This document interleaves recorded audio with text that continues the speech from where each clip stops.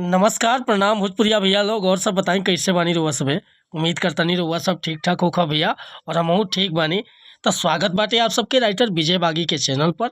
और आज उपस्थित बानी भैया एकदम जबरदस्त भोजपुरी मैटर लेके। एकरा के मेल चाहे फीमेल केहू भी गा सकता। एकर नया म्यूजिक बनवा के बढ़िया से गायकी कर देता नी तो गाना 100% ट्रेंड बाटे भैया, एकदम वायरल होखी। तो चलिए देर ना करते हुए मैटर के शुरुआत कइल जा कि कैसे गीत के गावे के बा, का एकर धुन बा, का लय बा। लेकिन वीडियो स्टार्ट कर से पहले भैया एगो बात बतावल चाहब। रउआ अगर नया सिंगर बानी आ सिंगिंग में इंटरेस्ट बा, अच्छा मैटर के तलाश में भटकतानी, बढ़िया गीत नइखे मिलत, सही तुकबंदी नइखे मिलत या मन पसंद के मैटर नइखे मिलत, तब भैया अगर हमरा चैनल पर आ गइल बानी एकदम निश्चिंत रही, निराश भइला की जरूरत नइखे। रउआ जैसन भी मैटर चाहत होखब लिखवावे के बिल्कुल उचित चार्ज पर हुआ के फुल सॉन्ग व्हाट्सएप के जरिए मिल जाए।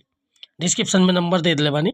कोनो भी प्रकार के गाना लिखवाओ बा, जैसे कि sad song, love song, orchestra song, धोबी गीत, पूर्वी गीत, निर्गुण गीत या सीजनली भक्ति भजन, कोनो प्रकार के गाना तो बेहिचक रुआ कॉल या व्हाट्सअप कर सकतानी।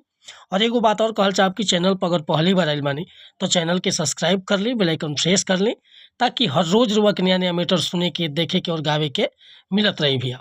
आज के मैटर देखिए कैसे गाओगे बाटे।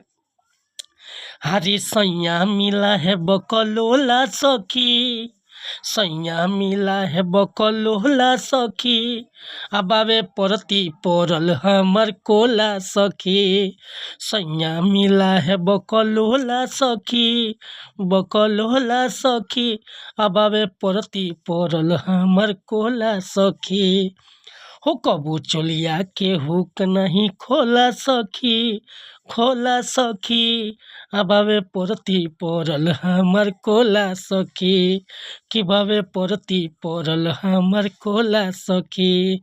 सैया मिला है बकलोला सखी, बकलोला सखी, अबावे परती परल हमर कोला सखी, अबावे परती परल हमर कोला सखी।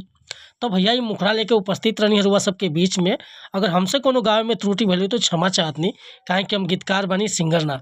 रउआ एकरा के बढ़िया से बना के गायकी करतानी, नया म्यूजिक बनवा के, तो गाना 100% बज जाई भैया। अगर ये मैटर पसंद बा, फुल गीत लिखवावे के चाहतानी तो बेहिचक हमरा व्हाट्सअप नंबर पर संपर्क कर सकीले।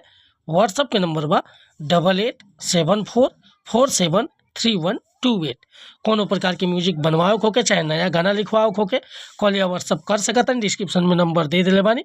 और वीडियो पसंद आले तो एगो लाइक करब, कमेंट करब, और चैनल पर अगर पहली बार हो तो चैनल के सब्सक्राइब कर ले। मिला तनी फिर से अगला वीडियो में कुछ नया गाना के साथ, तब तक अनुमति चाहतानी। नमस्कार प्रणाम धन्यवाद भैया। जय हिंद, जय भारत, जय भोजपुरी समाज।